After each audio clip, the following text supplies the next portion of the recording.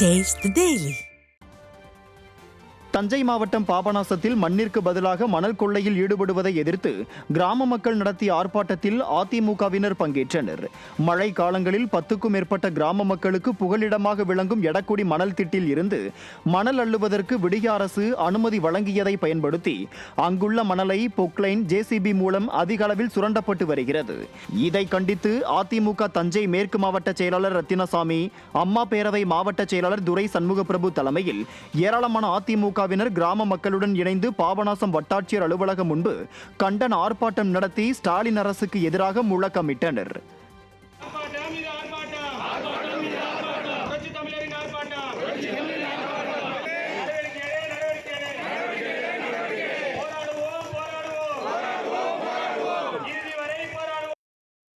தொடர்ந்து மணல் எடுக்கும் பட்சத்தில் ஆர்ப்பாட்டங்கிறது தொடருமா? அது என்ன மாதிரியான ஆர்ப்பாட்டம்? நிச்சயம் தொடரும். என்ன மாதிரியான சாலை மறியல் அடுத்தது இவங்க இல்லைன்னாக்க அடுத்தது சாலை மறியல், உண்ணாவிரதம், சிறைநிரப்பு போராட்டம், இது அனைத்தும் நடைபெறும். எதுலயும் விட்டு கொடுக்குற மாதிரி இல்ல.